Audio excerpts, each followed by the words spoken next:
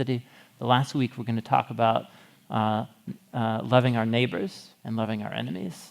But tonight, we're going to consider prayer for the city.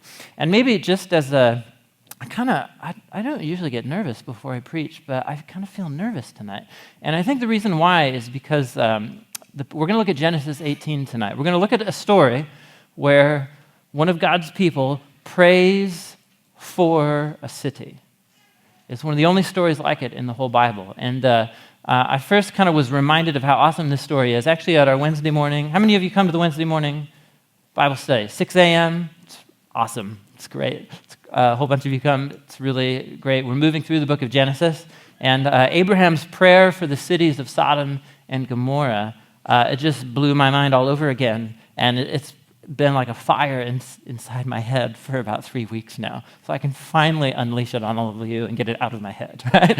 And so, but I feel kind of nervous because this text is so powerful. It's one of the most strange, provocative little stories in the Bible.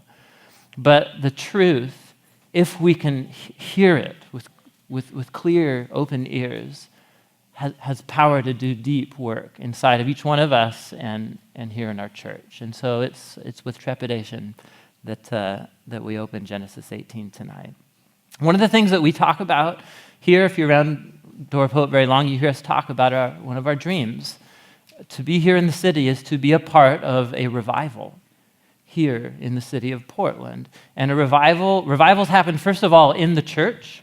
Revivals are about a renewed amazement and awesomeness of God's grace and love that happens to believers that begins to spill over in what are called throughout history awakenings. So think of like the Great Awakening in American history. That's